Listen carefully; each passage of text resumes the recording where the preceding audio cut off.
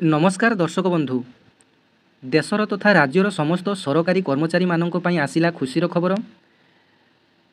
तेबे महंगा भत्ता बा डीए को नहीं सरकार तरफ आसिला बड़ अपडेट। तेबे केबे बढ़िबो महंगा भत्ता जानतु यार संपूर्ण तथ्य। तेबे केंद्र सरकार कर्मचारी माने महंगा भत्ता बा डीए वृद्धि घोषणा पई उत्साहर सहित अपेक्षा करिसंती। तेबे पूर्वरु कुहा जाउथला जे होली पूर्वरु सरकार कर्मचारी मानकु खुशीर खबर देई पारंती सरकार, किंतु होली रे जहाँकि घोषणा हुई नथिला। तेबे सप्तम वेतन कमिशन अनुसार डीए बा डीआर वर्ष को 2 थर वृद्धि करा जाए। गोटे है जानुआरी रु जून मध्य एवं द्वितीयटी है जुलाई रु डिसेम्बर मध्य घोषणा होता है। तेबे वर्ष को 2 थर डीए वृद्धि होता है। तेबे एही वर्षर प्रथम डीए 2025 जानुआरी 1 रु कार्यकारी हेबाकु जाउची, जार आनुष्ठानिक घोषणा को अपेक्षा करा जायची। तेबे बुधवार हुई पारे बड़ घोषणा।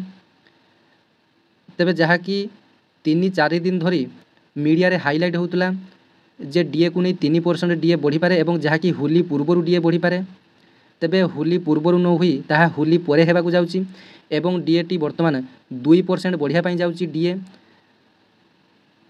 तेबे गणमाध्यम रिपोर्ट अनुसार सरकार खूब शीघ्र डीए वृद्धि घोषणा करने जाउचंती।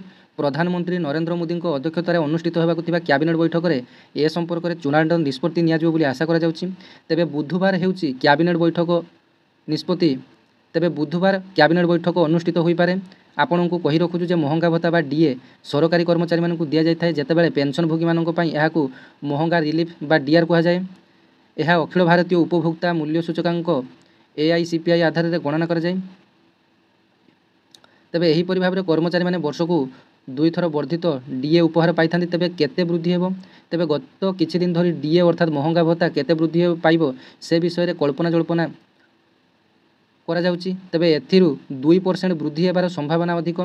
जुलाई 2024 रु डिसेम्बर 2024 पर्यंत AICPI तथ्य जानुआरी 2025 रे केते डीए बा डीआर वृद्धि पाइबो ताहा निर्णय करिवो। तेबे श्रम ब्यूरो अनुसार डिसेम्बर 2024 पई AICPI 0.8 ह्रास पाई 143.7 रे पहुंची। तेबे मुद्रास्फीति ह्रास जोगु एथर डीए मात्र 2% वृद्धि हेबार संभावना बा सूचना रही। पूर्वरु 3% बा पूर्वरु 3% अभिवृद्धि आशा करा जाउतला। तेबे आपनकु जणाई देउछु जे वर्तमान 53% हार रे वर्तमान डीए दिया जाउची। तेबे जदि 3 मिलिबो ताहाले आपण मानकर सीधा सड़क 56% हे जिवो।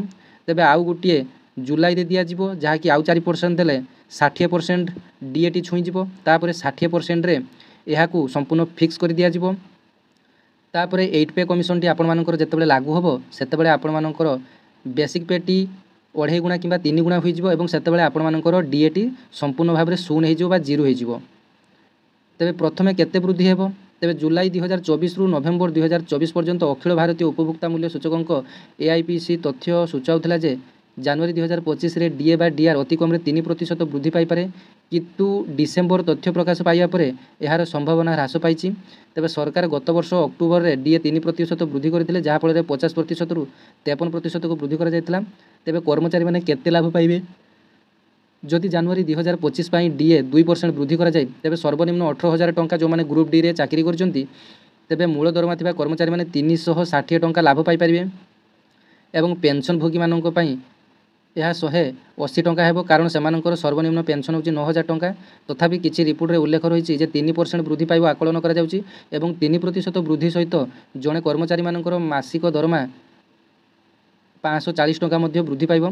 तेबे देखंतु 2% किंबा 3% बढ़िबा निहाती भाबरे थय, किंतु बुधवार दिन सरकार घोषणा को अपेक्षा। तेबे 2% बढ़ुची ना 3% बढ़ुची देखिबा को बाकी रहिला। तेबे दर्शक बंधु एमिति डेली अपडेट पाइबा पई चैनल को सब्सक्राइब करनेबे, वीडियो को भल लागले गोटे लाइक करबे। धन्यवाद। जय जगन्नाथ।